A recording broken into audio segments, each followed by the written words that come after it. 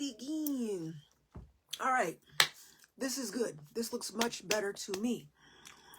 All right. So we are live, and I'm hoping people will chime in. My name is Marika Goolsby.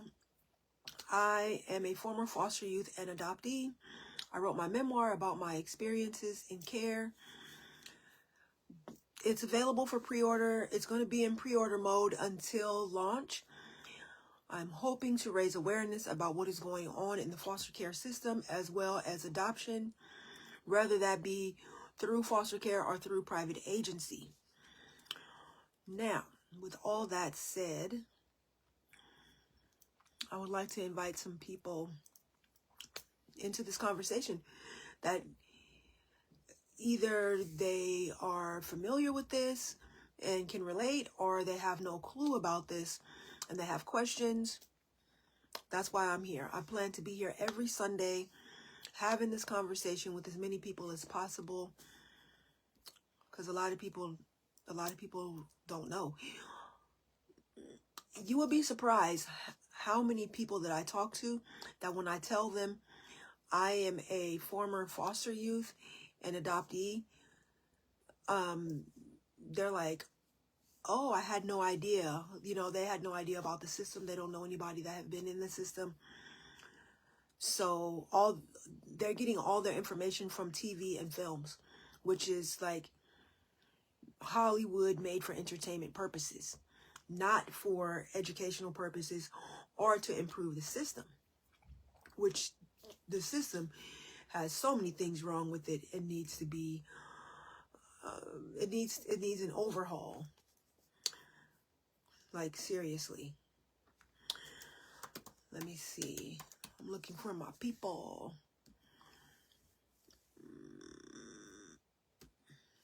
There we go.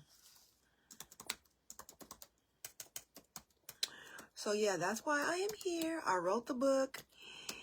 And like I said, it is available for pre-sale at this time.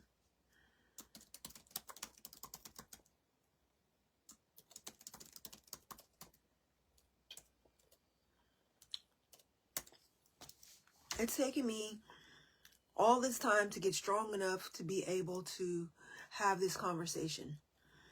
Like before, I lived with so much shame and embarrassment. And honestly, none of it was my fault. I was just a little kid that wanted love and attention and to be special to somebody. And what happened to me was not my fault. So it's like, why am I living with all this shame and embarrassment? Because I was a foster kid and was later on adopted.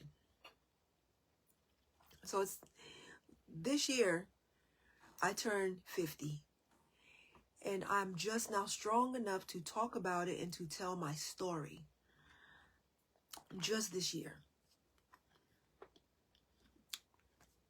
And it's been a long road getting here. It has not been an overnight situation like, you know, I was just living life regular and then all of a sudden I was like, you know what? I should just tell my story and boom, here we go. No, it's been a long process. It has been a long process.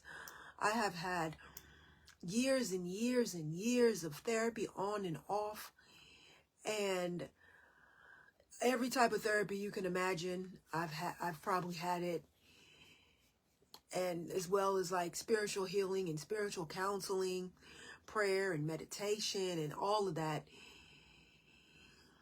And it helped. Trust and believe, it helped. It helped get me more into self-love and away from self-loathing. And yeah, it helped. But the thing that really helped, I mean, all that really helped, but the thing that took my healing to the next level was to find community. And I'm a strong believer in the saying that when the student is ready, the teacher will appear. So when I was ready for the next level, everything I needed to raise me to that next level appeared. So a lot of you may or may not know that I am a pet care provider. I have been for 13 years. And I just happened to meet this lady who was looking for cat care. She was looking for somebody to take care of her cats. And somehow, you know, in the conversation of talking about cats, started talking about family. And then turns out it's like, oh, you're an adoptee? I'm an adoptee. Right? And so she's a CAD, which is a Korean adoptee. And she told me about this POC, well, BIPOC support group for adoptees. And that was cool. That was cool. So I started going to this BIPOC support group for adoptees like every month. This is like before the pandemic that I started going here. And put this on silent. So yeah, it was a monthly support group. I started going there, and it was really like, wow. It was like, wow. It was mind-blowing to me that so many people that have been adopted have similar experiences. I feel like most of the people in that group were adopted from private agencies. So it was different, me being adopted from the foster care system. I was not adopted from a private agency. I wasn't not an infant adoptee. I was, I was placed in my final foster care placement when I was 3 years old. And then I was later adopted. Well, my adoption was finalized when I was 12. From my final placement. But even with all the differences, there were so many similarities. So many similarities that I was like, this is insane. Like, this is insane, is what I was thinking. So when the pandemic started and everything kind of shut down, and then the support group basically moved to a Zoom meeting, I actually started facilitating my own support group, because most of the people that were going to this meeting were TRAs, which is transracial adoptees, meaning they were people of color that were mostly adopted by white people. Now, like I said, there were a lot of similarities. I mean, between their adoption experience and mine. But I think after a while, I was like, I can't take it anymore. I can't take it anymore, because, the TRAs, they have the experience of dealing with the whole racial component and dealing with racism and internalized racism being installed at a rate that is just next level, and dealing with racism within the adopted family and community. Like, a lot of TRAs grow up not seeing another person of color at school, at church, at the supermarket, at family gatherings, like, at all. So I was like, okay, so I'm not a TRA. I am a same race Black adoptee. And I feel like we are rare. There's not a whole lot of us out there.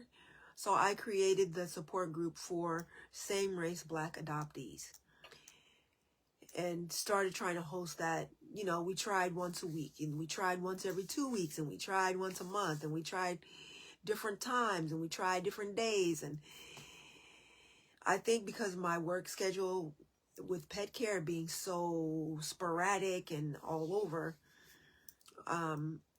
it was hard for me to maintain it, which is no surprise considering, what do I know about stability, thanks to my foster care and adoption experiences.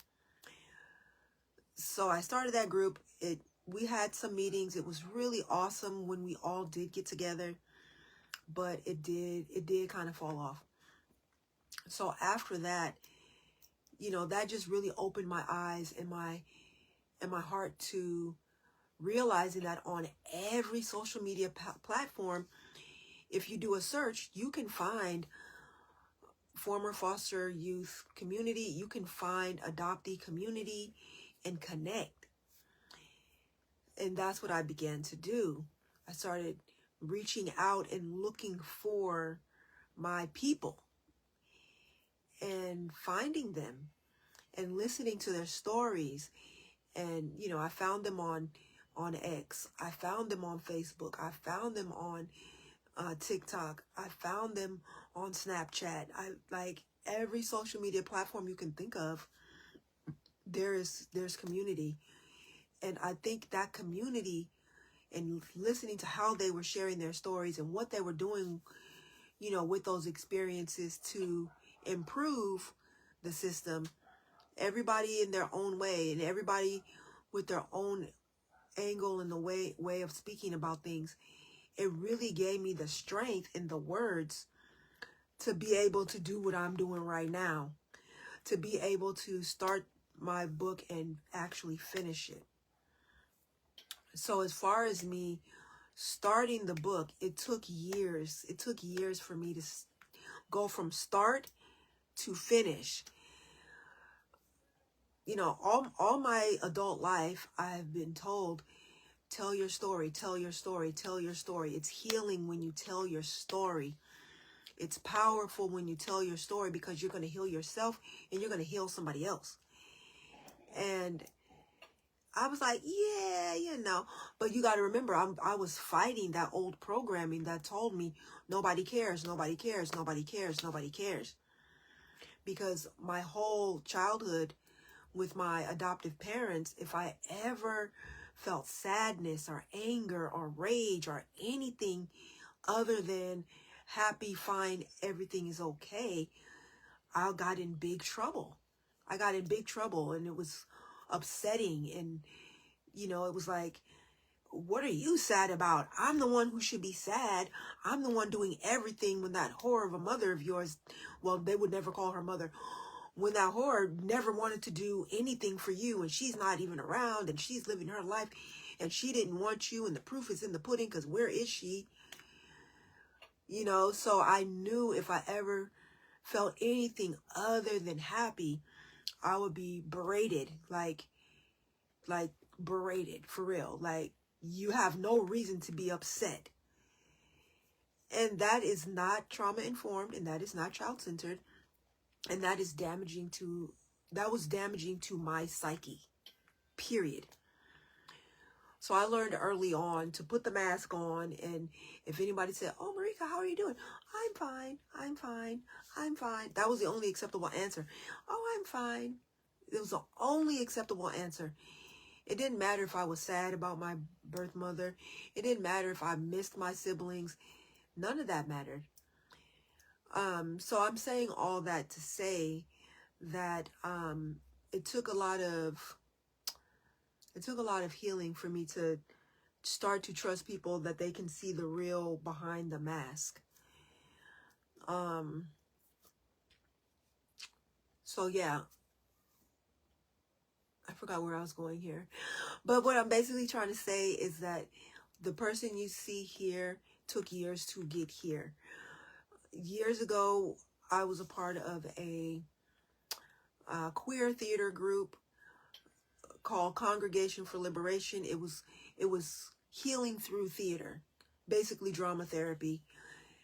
And we created a play called Black Don't Crack.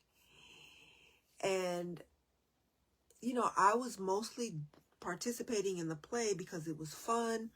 I got to connect with other Black queers that were, you know, theater types and artistic types. And that felt really good to do. And even though in the back of my mind, you know, I was told, tell your story, tell your story. It could be healing for you. It could be healing for the person that listens to it. I really kind of was like, you know, I'm mostly doing this for me. I'm mostly doing this to have this experience to heal my psyche, my spirit, my soul, basically.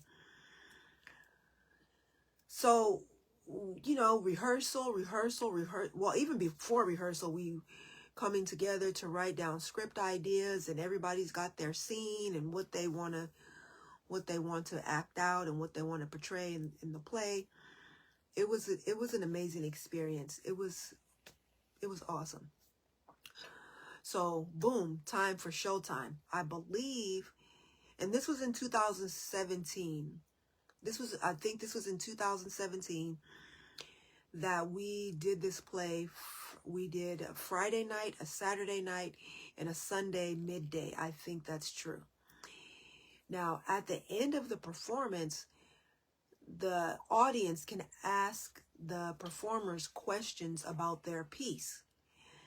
And I put my piece on my YouTube page, so check it out if you want to see. Trigger warning, there is scenes of abuse, child abuse in there.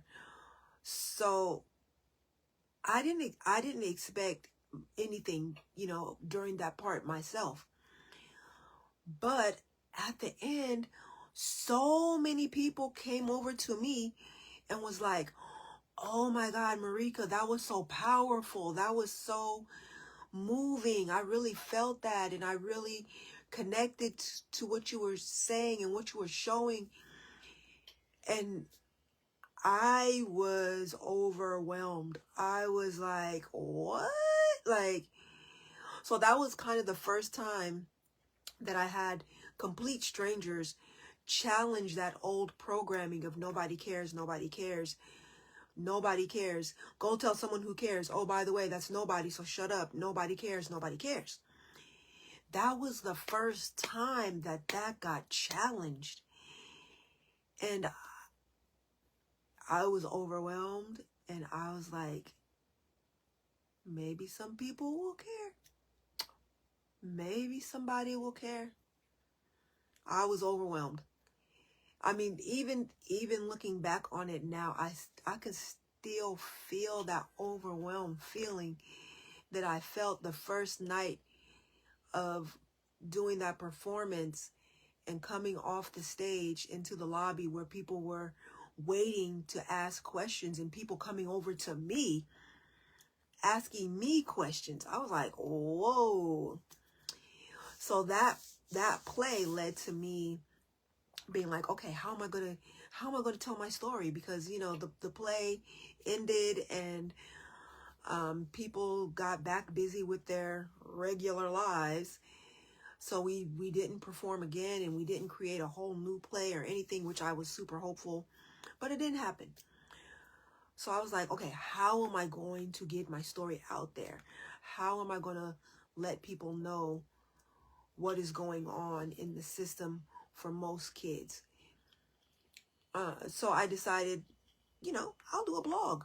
A lot of people are doing blogs. A lot of blogs are kind of popular these days. So I started a weekly blog, which felt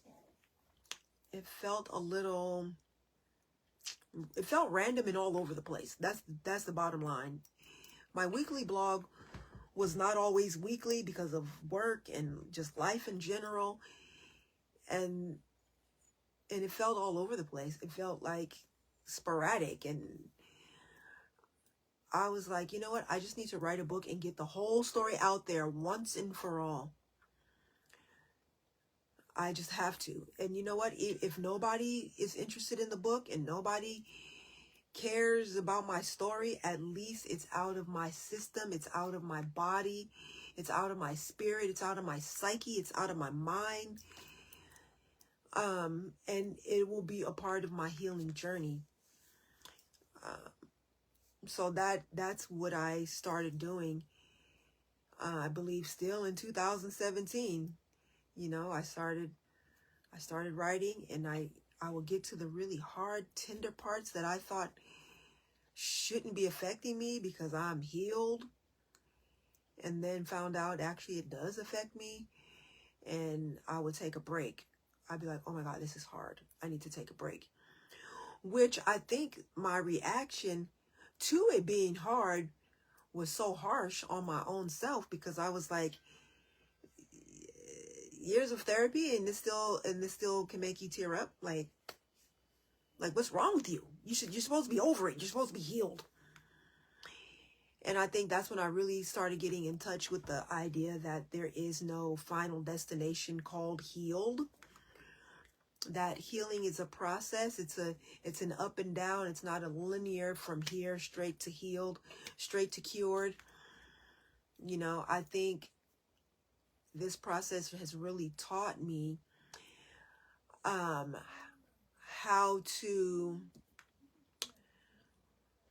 appreciate and value improvements, like progress, not perfection.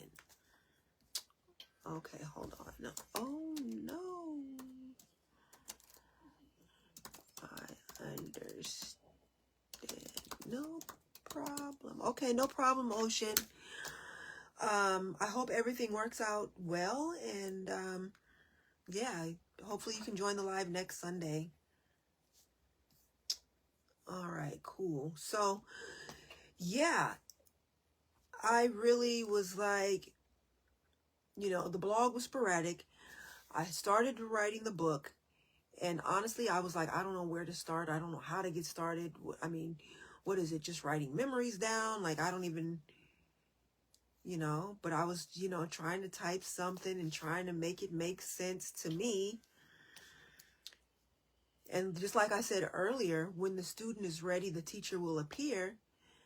My Korean adoptee friend told me about a writing coach. She was like, oh, there's this writing coach. She knows about adoption issues. She's not an adoptee. She's not a former foster youth, but she's an amazing writing coach. She's a Black woman. And I think she could help you. So I was like, okay, bet. So she connected me with this person, and she really helped get me started, you know, because I think I had like a few pages or whatever. And she really helped get me started, and really, it really started flowing, you know. And like I said, I would hit a roadblock where I would be like, okay, I don't even know where to go from here. But we were meeting weekly and kind of talking about it, and like, well, what do you mean with this part, and were you feeling with this part, and this, you know. But then she ended up getting ill and needing to take some time to deal with her health. And honestly, at that time, I think I was kind of triggered and needing to take a break too. And and what I was saying is, as far as the whole healed thing and learning to appreciate and value progress over this perfect state of healed, that's definitely what I've learned in this process. Because, you know, Marika, as a 20-something-year-old, had severe separation anxiety. And what this looked like was me being in a relationship with a romantic partner and thinking we're supposed to be together 24/7, you know, unless you have to go to work or something like that. But other than that, you should want to be with me.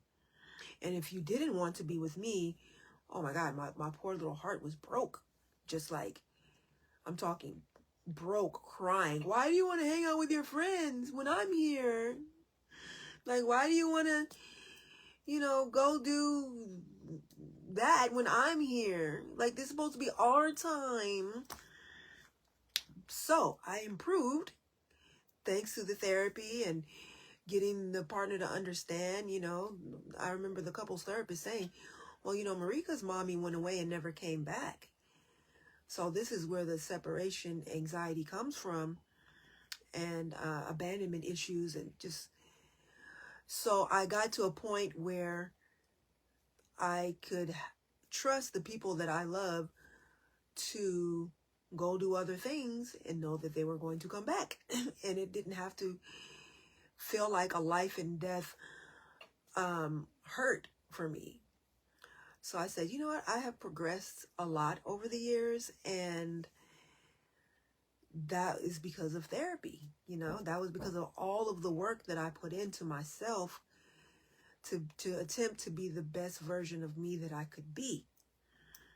So like I said, I would write and I would take a break. I would write, I would take a break. I would write, I would take a break. So after a really long break, I mean months, I reached out to the writing coach, because I hadn't heard from her and I knew she was dealing with health stuff. And, I didn't want to be like a burden. That's another adoptee, former foster youth. Everything you do is a burden. Breathing, just existing is a burden to somebody, annoyance. That one I'm still working on, but I have improved because I don't respond the same ways, and I can check in with myself to be like, okay, am I triggered right now? Am I okay right now? So that was proof, improvement, progress over perfection. So, like I said, I reached out to the writing coach and I was like, I really want to get this thing finished. I have to get this thing finished. It's not even an option for me to like not get it finished. I just felt like if I don't get this out, I'm going to be like 125 on my deathbed. And if it's not done, I'll never be able to rest in peace. So that's that. But at the time, her health had improved, but then she got super busy with all these other projects. So she didn't have time. And I was like, oh. So my belief of when the student is ready, the teacher will appear. I was on TikTok and I saw someone basically kind of doing the work that I want to do. And he said, yeah, he was ready. All right, we got a comment here. Hold on, I need to respond. My daughter needs new placement for an adoptive home. I need help. I believe she's in physical danger. I can't report to DSF because of retaliation. Oh no, that sounds awful. Ooh, that's a lot. That sounds awful and very scary.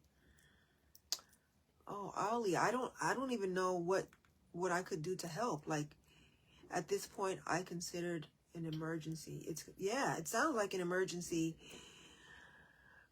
I'm at a loss for words. I am at a loss for words. The first thing I would say is, what kind of relationship do you have with the social worker? Because that's the person who's supposed to be on top of this. Yeah. Like, what state are you in? I don't even know. And with that said, I don't know. I'm sorry. The only way I can help is just by offering some understanding. Like, I understand that this is a very hard situation. That's basically all I can do. From here, anyway. If you feel like I could help by making a call or to somebody, maybe that's a possibility. If you give me the information, I could do that when I get done here. But other than that, I don't know how I would be helpful. Okay, so back to what I was saying about the writing process. Finding another writing coach who really, really helped push me to the finish line. They just closed evidence on my case, and lawyers are making the closing argument, but I'm about to fire my lawyer and make my own closing argument. I'm going to court in the morning with the motion to go pros for investigation of current placement. Okay. Do I have any advice? I mean, it sounds like you're doing all that you can do. My lawyers have done nothing to protect my daughter. My case. They trashed my entire way. Wow. I mean, from what you're saying, it sounds like you're doing all the things you need to do. Like, you know what you need to do better than anybody. Like me, just kind of hearing briefly a little bit about it right now. So scared for Susie. I will. That's something I can do. I can pray. I can make phone calls. I will definitely pray for your daughter's safety and that she lands someplace safe. Yeah. I'm so sorry you're going through this. And I can definitely pray for the best outcome for everybody involved, for you, your daughter, and anybody else being affected. Yeah. So, new writing coach, I told him that I have a history of writing and taking long breaks. And he's like, why? And I said, well, when it gets emotionally hard, I just take a break. And he's like, what would happen if you didn't? What if you just allowed those emotions to come out? What if you just allowed those emotions? And I said, I probably would just be crying and crying. He was like, well, you may have to just write through them tears. Just write through those tears. And I said, challenge accepted. So I started writing, and even though it made me cry at times, I kept going and I kept going and I kept going. And now the book is finished. And I am so happy about it. That January, probably the second week of January, I will be mailing copies out to everybody that has pre-ordered. I am still taking pre-orders and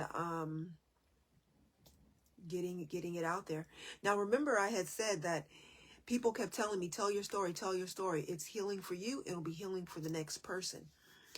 I also was told, as long as you are keeping silent about what happened to you, as long as you are holding those secrets, you continue to protect your abuser. You are protecting your abusers when you keep silent, because that is something else that was grilled into me, that you don't air your dirty laundry. Family business stays in the family. Yeah. Don't tell anybody, right? And besides, who cares? Nobody cares. Nobody will do anything. And that was definitely my lived experience, that nobody cared and nobody would do anything. And I finally got to a point where I was like, you know what? My abusers do not deserve my protection. They do not deserve my silence. And I deserve to live wild and free as possible.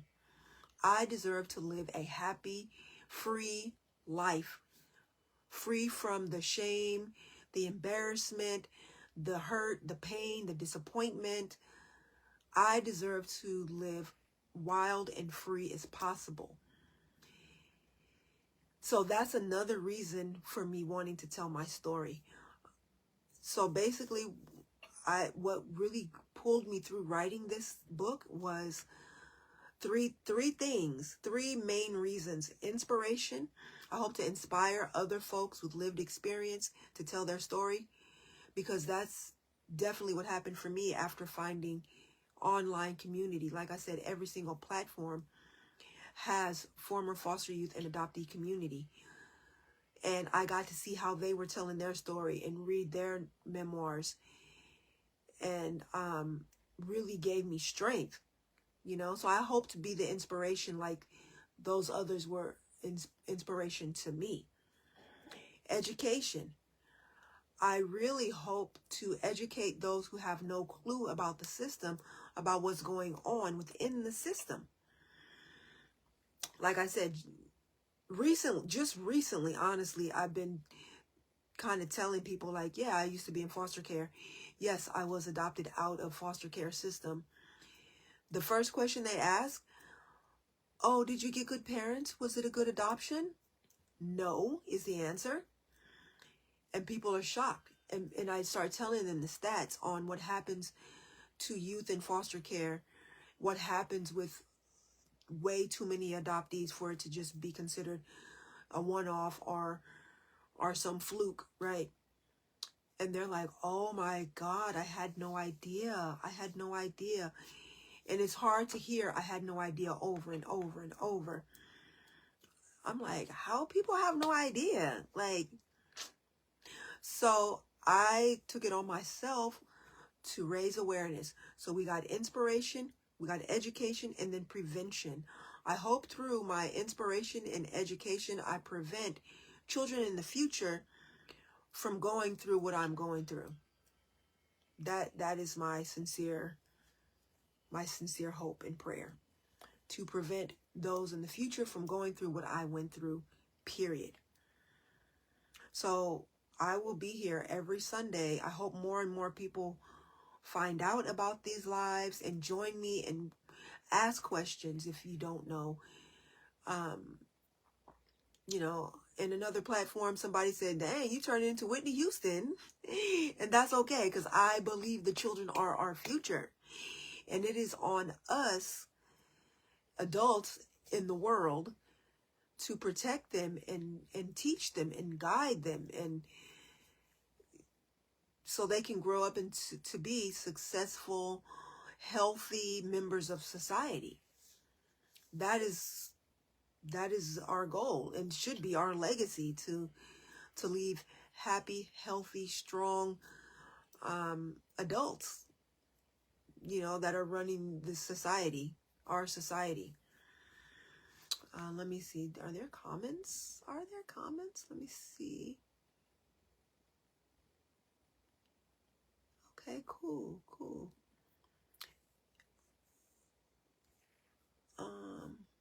Yeah, and please do, if you are here, share this live out so more people can join. I believe there's a way to share this out, and I'm definitely going to do the same.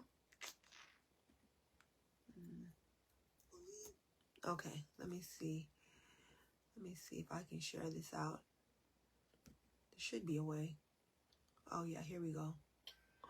So yeah, this has been an ongoing journey, and the journey is only going to continue.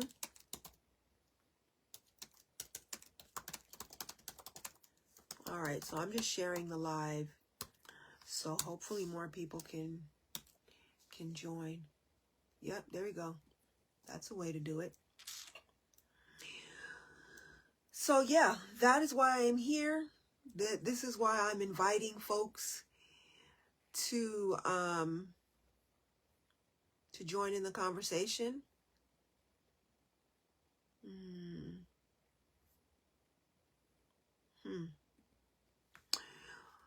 Yeah, to learn, to make a difference in this world, to make a difference in this country. You know, child welfare is not just a problem just for my local area. It's not just a problem, you know, for California. It's not just a state for my state. It's not even just for my country. It's worldwide. It's worldwide. And I'm assembling a team of wildflowers to have these brainstorms and think tanks, and eventually actions. Because it's one thing to talk about it, but it's a whole different thing to do something about it. Anytime somebody comes to me with a problem or an issue that they're like, I'm like, okay, let's talk about it. Let me hear, how are you feeling and how are you looking at this? And what would you like to happen? And, you know, we brainstorm it. We think tank around it. And then once we get past that step, then I'm like, okay, what you want to do about it? What you gonna do about it? Because talking and communicating is just one half of creating change. Then it's like, what are we going to do? So that's where my mind and heart is at. What we going to do about it? Because the system is not working for us. Us meaning former foster youth, are just children in foster care, adoptees, not even foster parents or adoptive parents. It's not working for them either. Everybody has Hallmark syndrome, even the social workers. So it's like everybody involved is being affected.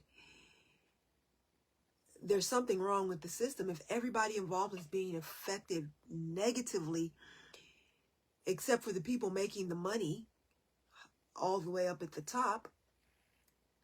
That tells you right there, something ain't right. That tells you right there, something ain't right. And this is why I'm here. This is why I'm about to be here every Sunday. I hope people will look forward to these talks, how people will check in and chime in and ask questions. You know, I can read your comments. I think when we get kind of a regular groove going, I'll invite people to join me in this broadcast to really have the conversation. Maybe not next time, but maybe the time after that. We'll see.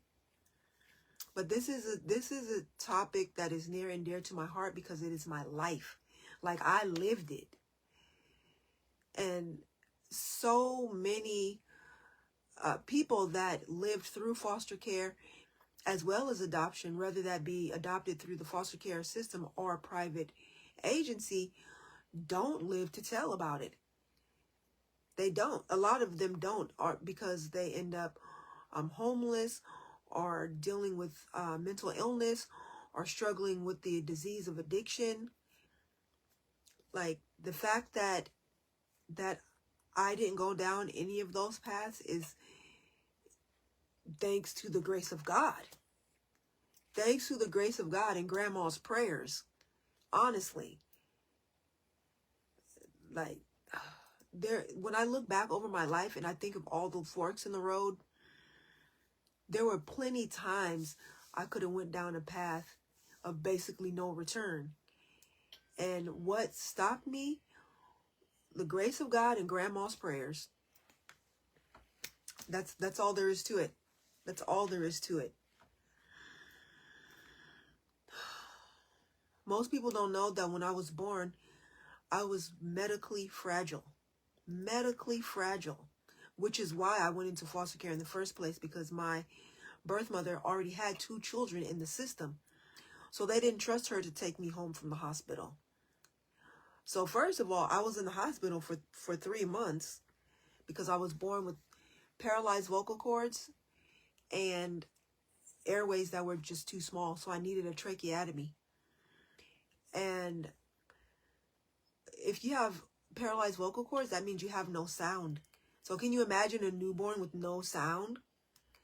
So that means I needed an overly attentive, I think that's right. That's a word. I think so. I needed someone who was very, like, paying attention. And they didn't think that was her. So they sent me to a foster home.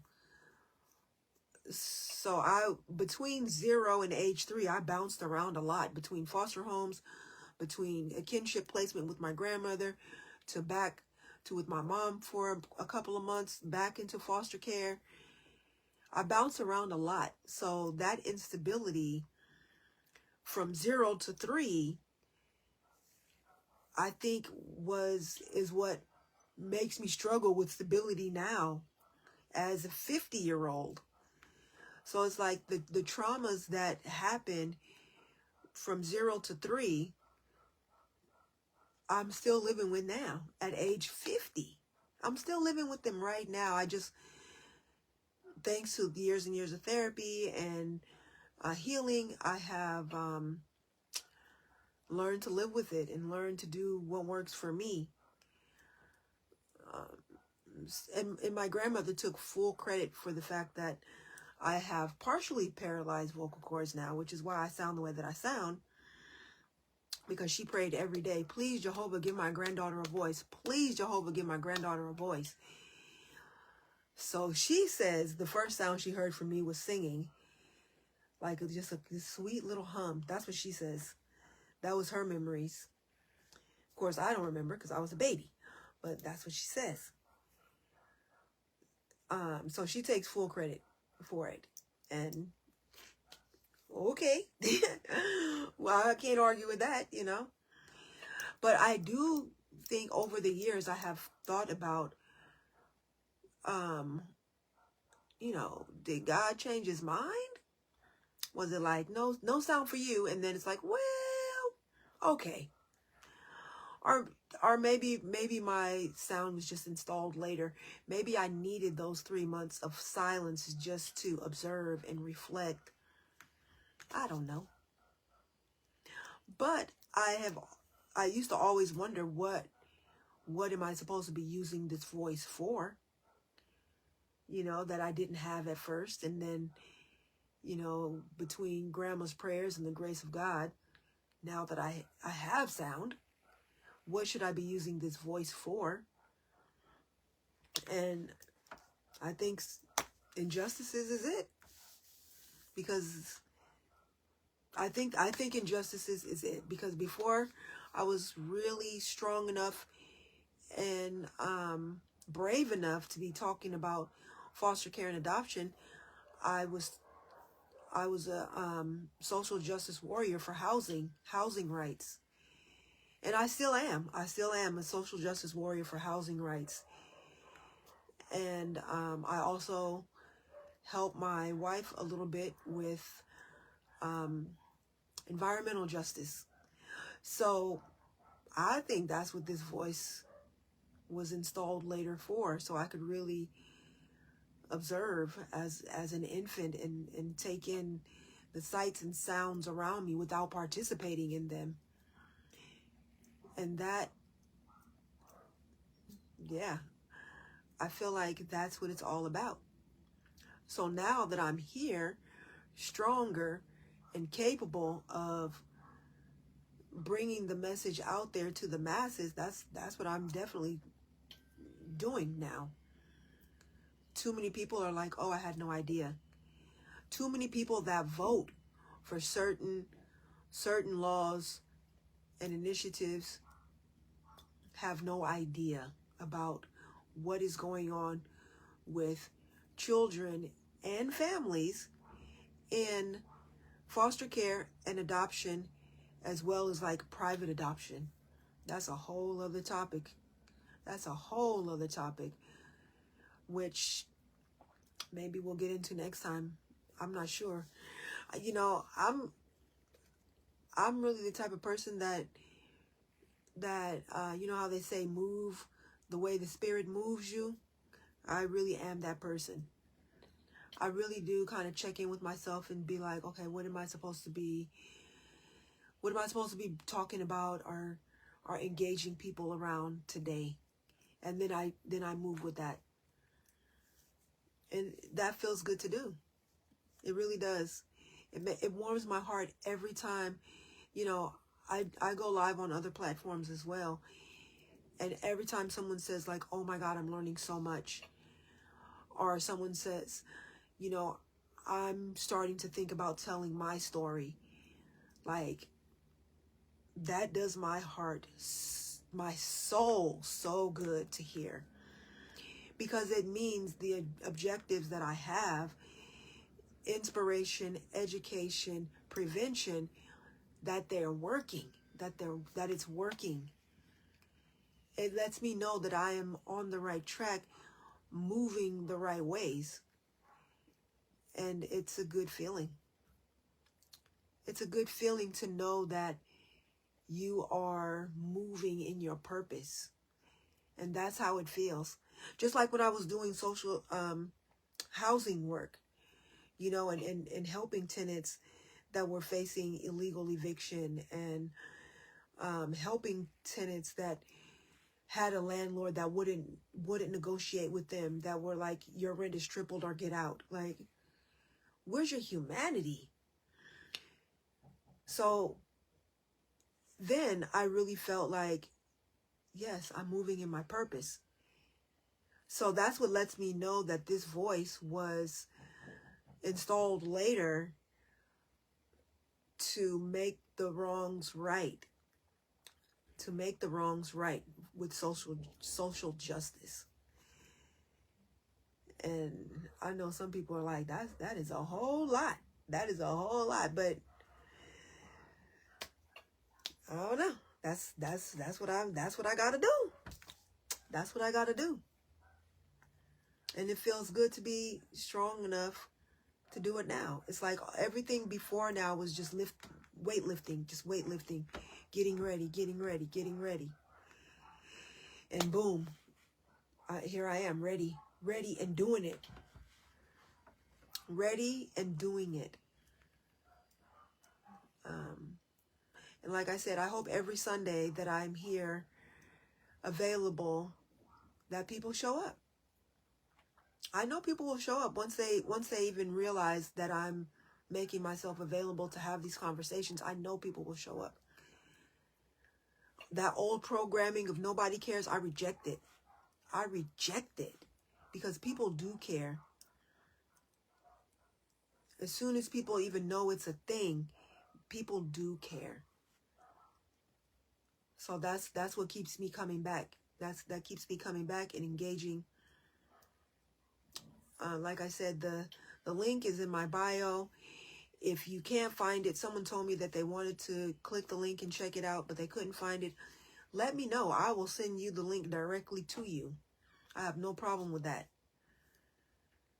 Because my story, no kid should go through what I went through. No kid should live through what I lived through. Period. And thank God that I am strong enough to say that out loud without fear of what somebody else may think or say about it. Because I know what I lived through. I know what scars I carry because of it. I know the damage to my self-esteem and my self-worth. And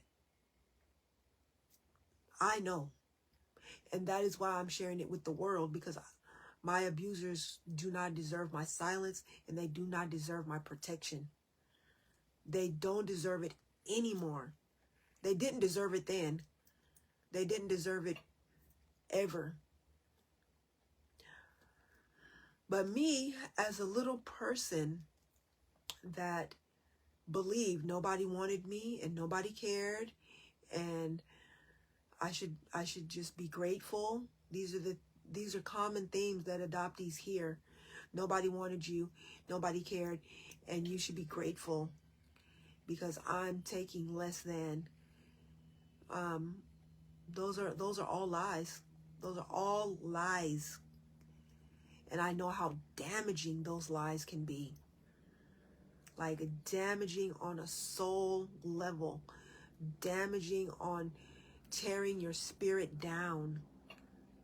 Like damaging to your self-worth. Like I don't deserve anything because I'm just so undesirable. You know, and it's just not true. It's just not true. I know that today at 50 years old. And you know what really warms my heart is I'm seeing people younger than me getting to this place. You know, my second writing coach, he is 34 years old and he has already gotten to the place it's taken me until 50 to get. I love connecting with youth that are connecting with their self-worth and their self-love at younger ages. Being 21, being 18, being even a teenager because they actually have foster parents or adoptive parents that are trauma-informed and child-centered. More about that later. We'll get into those details later. So that feels good. I don't want nobody to have to get to 50 years old to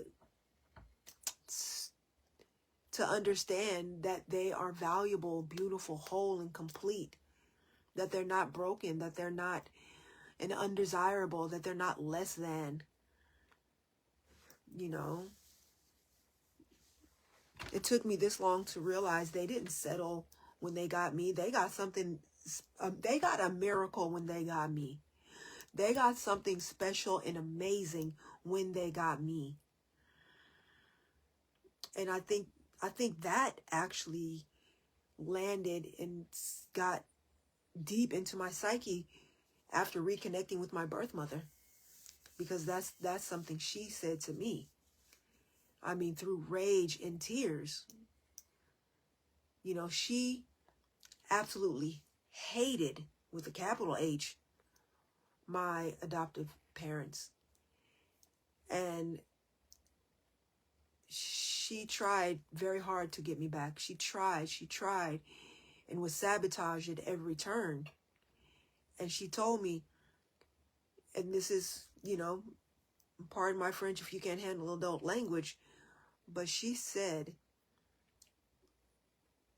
with, like I said, tears and all the rage that you can imagine, that I knew when I was losing you, and I knew that bitch was going to fight me tooth and nails, because she knew she had something special when she got you.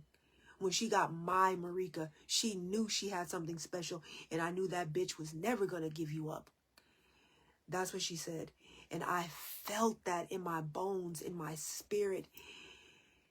Like, yeah, all this time I've been made to feel, like a second best, second choice, undesirable, just, it's like, no, they got a miracle. They got a miracle when they got me.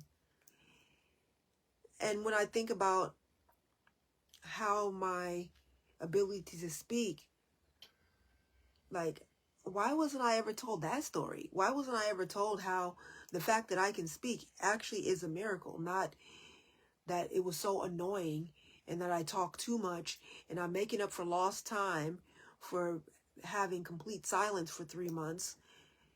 And yeah, why was I made to feel like an annoying burden instead of celebrated as a miracle from God that I can speak? Something to think about. I mean, that's a control issue. That's a control thing. So yeah, I'm just like, I'm happy I'm here today. I really am. I'm happy that I'm strong enough to be telling this story. I hope more people join the conversation. I hope everybody purchases a copy of my book so they can understand. And, I'm open to questions. I'm an open book literally to the world at this point. Open book to the world. And years ago, that was the thought of that was terrifying, because the old programming said nobody cares, nobody cares, nobody cares. 50 years old, still just now starting to believe, you know what? People do care. People do care. If they knew about it, they would definitely care. So now I'm letting them know about it. Now I'm letting them know about it. And it feels very good. No more secret. No more shameful, embarrassing secret. No more blaming myself. I was just a little kid. I was just a little kid. I wasn't I don't even know. I have an idea. But the things they said about me was not true. Was not true. So yeah, here I am on social media, raising awareness, letting people know, talking to other adoptees, other former foster youth, talking to foster parents, that are like, wow, I had no idea. They just saw me as, oh, you have an open bed, take another one, take another one, take another one. Adoptive parents that were like, oh my God, we had no idea what it meant to be trauma informed and how that was going to affect the connection with our adopted child. We had no idea. And it feels good having these conversations. Talking to social workers about how, we have way too many cases, and how can we do a good job when we have way too many cases, and, social worker burnout is real, and it's going to take all of us. It doesn't matter if you are an adoptive parent, a foster parent, a bio parent, a former foster youth, a adoptee, a teacher, a social worker, a CASA worker, a case manager. Yeah, it's going to take all of us to demand that the system work for us in the ways that we need it to work for us. It's not just on former foster youth to fix. It's not just on adoptees to fix. It's not just on social workers to fix. It's not just on bio parents to fix. It's like no one piece alone is going to fix the problem. And I've talked with people who say there is no fixing the problem. We got to just tear down the whole system and rebuild.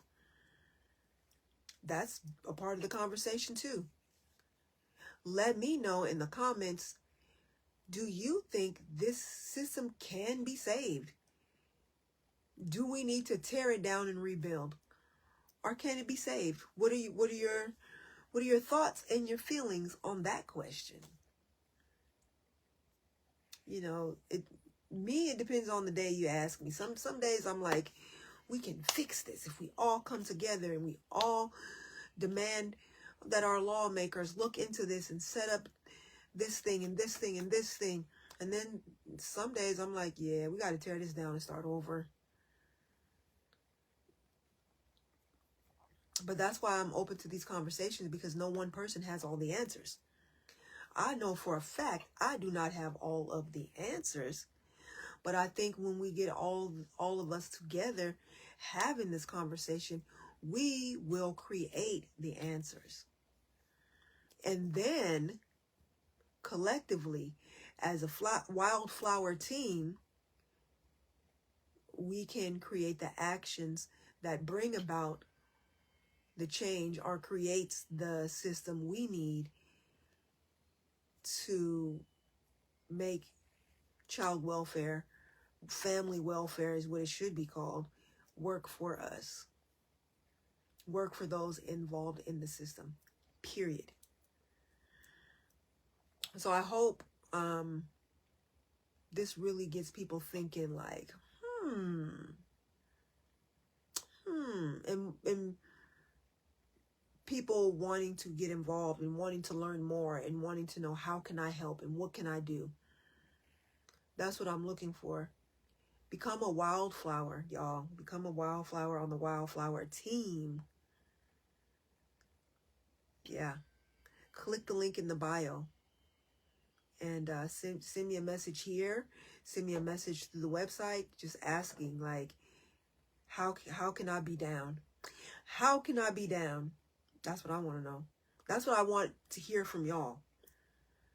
Everybody who watches this live or in the replay, put in the comments, how can I be down? How can I help? Those are the conversations I'm wanting to have with people in the system and people not in the system. Because people not in the system are voting for laws and initiatives that affect the system, and those of us that were in it, and those of us that are still in it right now. The system don't take no breaks. It doesn't pause. It's still going. It's still going. I made it out by the grace of God and Grandma's prayers. And there's still children in it suffering. There's still families entangled in it suffering. There's still hopeful, adopted parents, hopeful, without being told everything they need to be told for success, still in it, are trying to get in it. Like, there's so many things wrong with it. So yeah, I'm definitely open to questions, comments, concerns in the chat. Let me see. I don't see any right now, but I'm keeping an eye on it. I would love to have a conversation. A conversation is dialogue between more than one person. So that's what I'm going to be doing every Sunday. Every Sunday, having this dialogue. Like I said, and hopefully as the weeks go on, more and more people will join. You know, every time I post the live, after the live is done and people actually watch it, I hope they watch it all the way through and chime in the comment section. Chime in. What are your thoughts? What are your feelings? What are your questions? What are your unknowns? Like, oh, I don't know about this. What do you know? Because the truth is, those of us that have survived the system are the experts because we lived it. We didn't read about it. We didn't just hear about it. We lived it, and we should be the ones leading the charge to either tear it down and rebuild it or change it. Period. Period. Let me see. Any comments? Any comments are?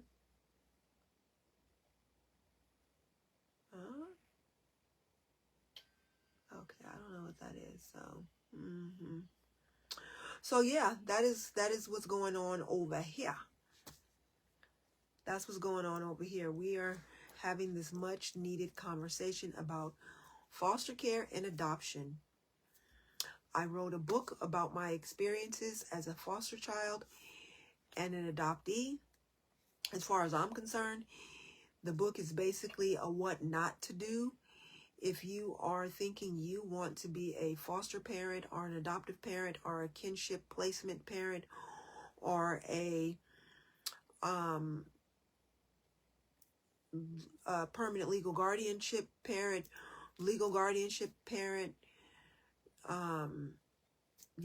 whatever configuration that you want to provide external care meaning taking care of somebody else's child.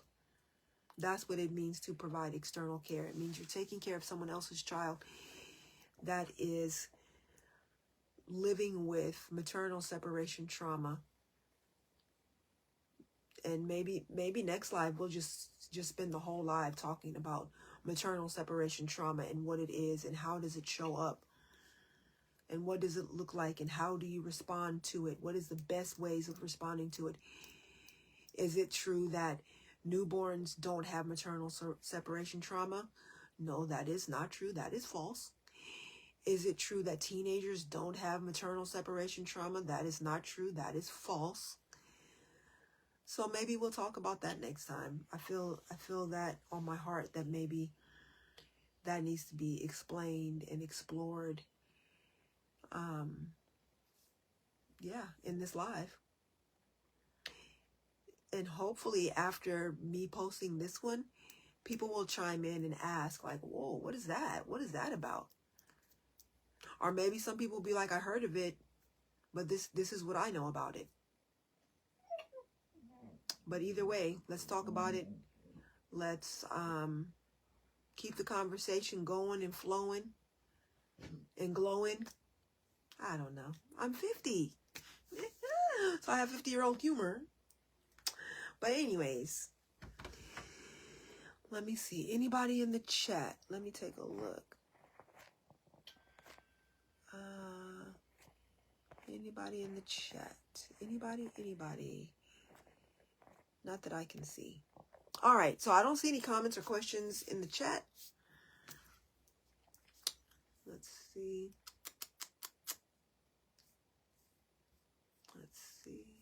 When was this?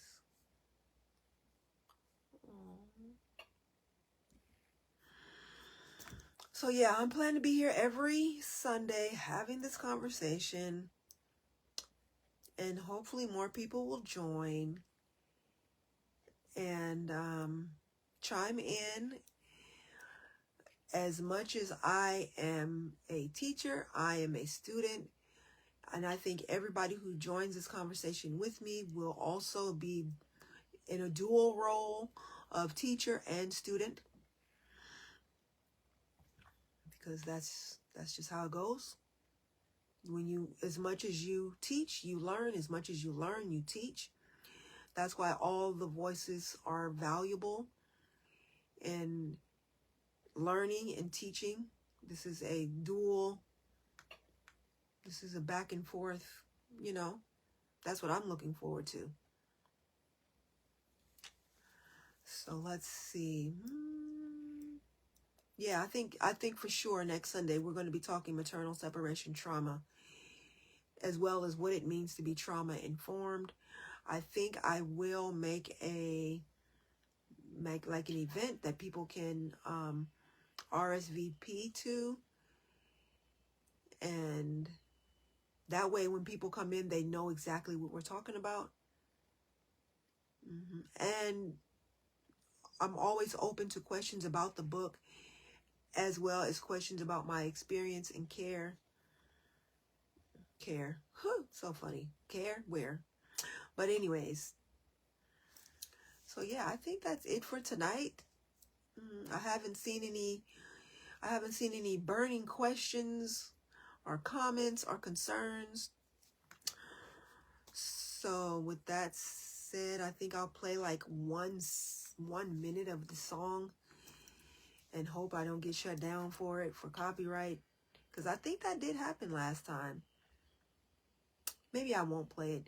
I'll just let y'all know that when I was a foster child, we had weekend visits, which I absolutely lived for, loved, looked forward to spending those weekends with my mom and my older brother and my older sister. And when weekend visits got cut because my adoptive mother calling the social worker over and over and complaining, she brought her back late, she didn't bring her clothes. Those were the main 2 complaints over and over, that I was late coming home, and some of my clothing items were often missing. Now, as an adult, I understand that my birth mother probably wanted to hold on to something because she missed me too during the week and wanted to have some of my clothing at her place. But that was the reason the weekend visits got cut and turned into supervised visits, which were, I honestly think it was like 3 hours on a Saturday in this small little concrete room with these small little plastic chairs. And at the end of our time, we would sing We Are Family by Sister Sledge. And that was grounding and unifying. And to this day, when I hear that song, it really means a lot to me. And yeah, and I know for a fact that is true for my older brother and my older sister, because the 3 of us were in those visiting rooms. And like I said, when it was time to separate, we would sing our little song through our little tears. Like, okay, see you next Saturday. So yeah, I don't know. Maybe I can get away with a little bit. Maybe. It's weird to me how, every platform is different. Like, so on this platform, if you play the whole song, I guess it's a copyright issue, where other platforms you can play the whole song and it's not. So I don't know. And if you want to know where else I go live, I also go live on TikTok, daily actually on TikTok, because I have a bigger following there. And we really get into it. So if you are on TikTok, follow me over there at OrphanGirl75. We go live daily, and we really have some really good, in-depth conversations. Let's see. Oh, God, thank you so much for sharing the live. I appreciate that big time. I was really just about to wrap it up and call it a night, because I see people don't really have questions or comments in the chat, which is okay. Like I said, I'm about to be here every Sunday having this conversation, making myself available for questions, comments, concerns, hopefully education, hopefully inspiration, education, and prevention. So yeah, let's hear a little bit of this song, shall we? That's the jam, y'all. Jam it out with me. Jam it out with me. All right. All right. We're going to move forward. So yeah, we're not going to play the whole song, just a little bit. This is what we used to sing after every supervised visit. All right.